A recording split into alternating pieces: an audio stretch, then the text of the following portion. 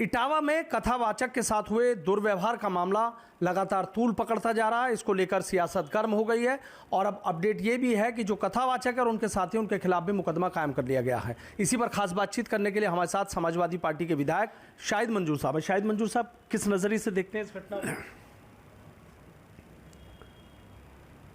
अब ये जो माहौल चल रहा है, जो वर्तमान की परिस्थिति है,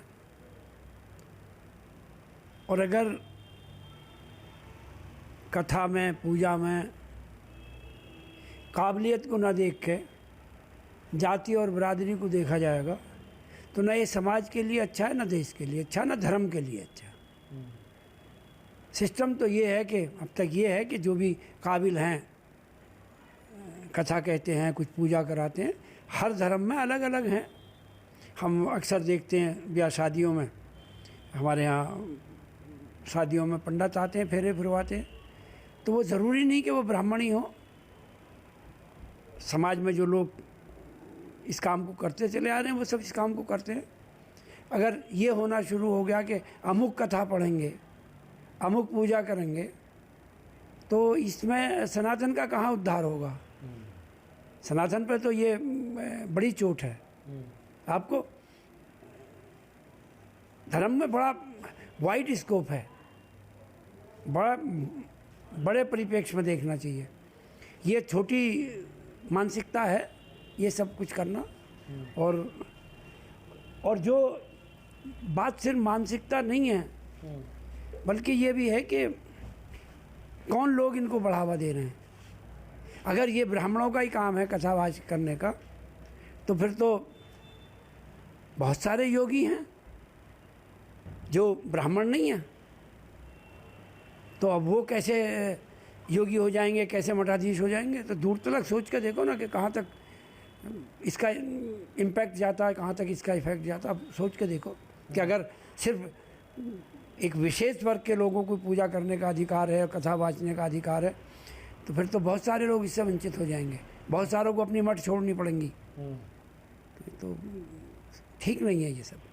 अच्छा, अब जिसमें जैसे एक चीज़ निकल के आ रही है कि जी 2 आधार कार्ड उनके थे, इस मामले में मुकदमा भी उनके और उनके साथी के खिलाफ कर लिया गया कथावाचक। जब ये सब घटनाएं हो जाती हैं, सरकार तभी सचेत होती है। अभी पता चला कि इनके 2 आधार कार्ड हैं, तो पहले से पता होना चाहिए ना। फिर सरकार क्या कर रही है? और फिर आपका ये आधार का सिस्टम क्या है बनने का? अगर एक आदमी के 2 बन रहे हैं, तो कौन लोग हैं जो इसको बढ़ावा दे रहे हैं, 2 बना रहे हैं, 3 बना रहे हैं? तो ये तो जब ये केस हो गया तो अब कमी ढूंढी जाने लगी। अब तक के पता नहीं था कि इनके ये कथावाचक जो हैं, इनके 2 आधार कार्ड हैं, 3 आधार कार्ड। और फिर पता कैसे चला कि 2 आधार कार्ड है? ऐसा तो नहीं है कि उल्टा मुकदमा इसीलिए कर दिया हो कि जो लोगों ने जाति करी है उनके खिलाफ मुकदमा हुआ है, तो उसके पलट में इनको भी कर दोगे, कल फैसला हो जाएगा। ये भी तो हो सकता है। अच्छा, कथावाचकों का जिस तरीके से कहना कि हमारे साथ तमाम तरह की ज़्यादतियाँ की गई, आरोप लगा रहे हैं बड़े। आरोप क्या हैं? जब दिखाई दे रहा, वीडियो बना रखी हैं, और वो पवित्र करने के लिए उनको मनुष्य का पेशाब छिड़का जा रहा है, तो ये बात कहाँ से अच्छी है? और कौन सभ्य समाज में इसको बर्दाश्त करेगा? हमारे अब एक नई बात और आ रही है कि आरोप ये लग रहा है महिलाएं कि भाई छेड़खानी की थी, इसलिए इस तरीके से करा गया।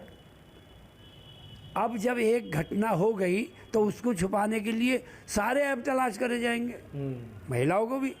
अगर महिलाओं पे था तो ये वहीं महिलाओं से शुरुआत होनी चाहिए थी, कथा में वहीं होनी चाहिए थी। कथा में बाद में करने की क्या ज़रूरत थी?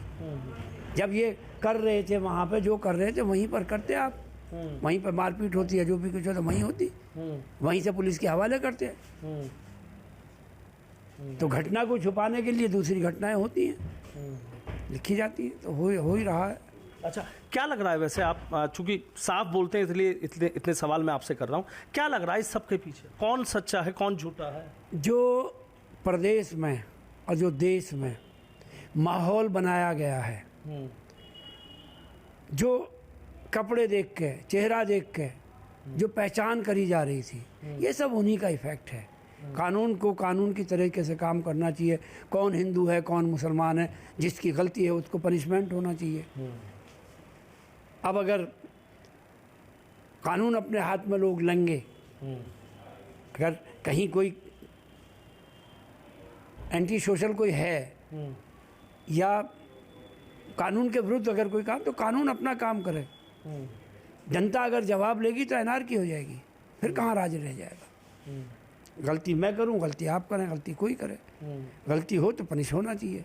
और अगर गलती नहीं है तो फिर बातों के बतंगड़ और बातों के बनावे नहीं बनने चाहिए, सिर्फ इसलिए कि एक घटना के बाद में दूसरी घटना दिखला के और घटना की गंभीरता को कम करने की कोशिश है। ऐसा ही हो रहा है मेरे ख्याल से तो यही हो रहा है। मेरे ख्याल से तो यही हो रहा है। होना क्या चाहिए था ऐसे मामलों? ये चाहिए कि अगर कहीं कोई ज्यादती कर रहा है, कहीं कोई गुंडागर्दी कर रहा है, तो उनके खिलाफ कार्रवाई होनी चाहिए, चाहे वो मैं हूँ, आप हो, कोई हो, राजनीतिक दल के हों, किसी जाति के हों, किसी बिरादरी के हों। कानून के हिसाब से सबको नापना चाहिए, बगैर कानून के कोई काम नहीं करना चाहिए। आरोप प्रत्यारोप का जो दौर है वो शुरू हो गए और आप देख रहे हैं कि सियासी तापमान तो इस समय बढ़ गया ना इस घटना को लेकर। अगर सच्चाई को उजागर करना, सियासी तापमान बढ़ना है तो फिर बढ़े, इससे क्या फ़र्क पड़ता। अगर किसी घटना में कोई क्रिया की प्रतिक्रिया अगर हो रही है तो उसको तापमान कहाँ बढ़ रहा है।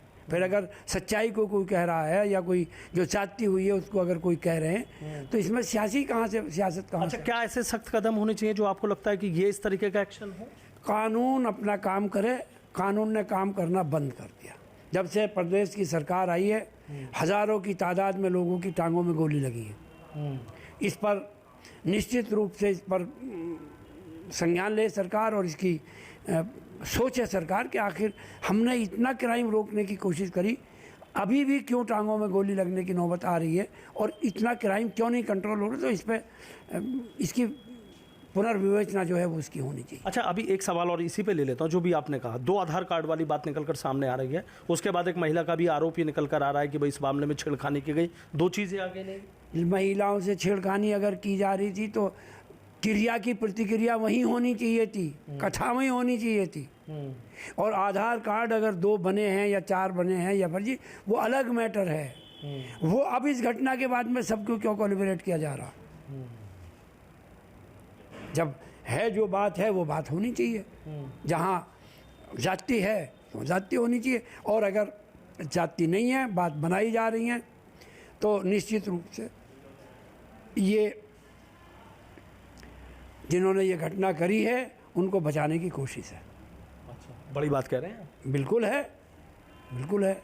अगर कथावाचक या कोई भी कथा में अगर कोई गड़बड़ी थी जो अब आरोप लग रहे हैं, तो ये बात तो वहीं से शुरुआत होनी चाहिए थी। तब तो ये बात नहीं थी न, तब 2 आधार कार्ड की थी। अब जब उनके साथ जाति हो गई और समाज ने इसको कहना शुरू कर दिया और उस क्रिया की प्रतिक्रिया हुई, तो अब 2 आधार कार्ड भी हो गए। अब वो महिलाओं की भी छेड़खानी हो गई, सब कुछ हो गया। अब जब सब कुछ हो रहा है तो फिर तो गंभीरता से विचार करना चाहिए, पर इसको भी करना चाहिए कि आखिर क्यों ऐसे काम हो रहे हैं। माता प्रसाद पांडे को लेकर भी आप देख रहे हैं कि मेरठ में भी प्रदर्शन हुआ, तमाम चीज़ें रही, क्या है पूरा मामला? ये भी यही बात है कि अगर कोई घटना हुई है उस पर नेता जाएंगे, नेता विरोधी दल है माता प्रसाद पांडे जी, और वयोवृद्ध पॉलिटिशियन है, राजनीतिज्ञ हैं, आज के नहीं हैं, लंबा समय हो गया। लोहिया जी के ज़माने से आज तक वो समाजवादी पार्टी के नेता रहे हैं, नेता हैं। अगर वो किसी घटना पर जाएंगे, वहाँ लोगों से मिलने जाएंगे, तो उनको जाने भी नहीं दिया जाएगा, बुलडोज़र लगाए जाएंगे, गाड़ी रोकी जाएंगी। तो फिर डेमोक्रेसी कहाँ है? फिर कहाँ लोकतंत्र कहाँ रह गया? कुछ कहना चाहेंगे इस मामले को लेकर मुख्यमंत्री से? मैं तो ये कह रहा हूँ कि वो बनाइए इमरजेंसी की वर्षगांठ, तो कल तो और ज़्यादा डेमोक्रेटिक होना चाहिए था। अब बजाय डेमोक्रेटिक होने के और उल्टा ऐसे काम कर रहे हैं। फिर क्या आपने इमरजेंसी की जो 50वीं जो मनाई, क्यों मनाई? क्या आवश्यकता है? जब आपको डेमोक्रेसी को मारना ही है तो फिर पुराने मुर्दे क्यों उखाड़ रहे हो? वो तो 50 साल पहले की घटना है, उसकी तो आप सेलिब्रेट कर रहे हो, और रोजाना जो कर रहे हो उसको कब। तो क्या कोई मांग करते हैं इसमें ये होना चाहिए? आप ये बताओ कि क्यों नहीं उनके खिलाफ कार्रवाई हो, जो नेता प्रतिपक्ष के खिलाफ जो है उसकी गाड़ी को तोड़ रहे हैं, उनको जाने नहीं दे रहे, बुलडोजर लगा रहे हैं। आखिर ये सभ्यता बुलडोजर की कहाँ से आ गई? क्यों आई भाई? क्या इससे क्राइम रुकेगा, या इससे नेताओं पर पाबंदी लगाओगे? घटना होगी तो नेता जाएंगे नहीं क्या? अच्छा, ना जाएंगे तो फिर ये सवाल कि इतनी बड़ी घटना हो गई, कोई आगे नहीं फिरा, और लोगों के दुख दर्द में शामिल होंगे तो उनको जाने नहीं दोगे।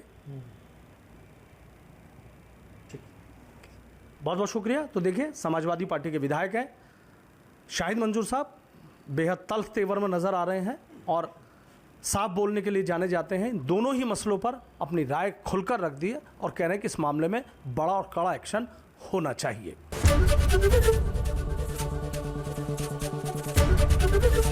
एबीपी गंगा, खबर आपकी, जुबान आपकी।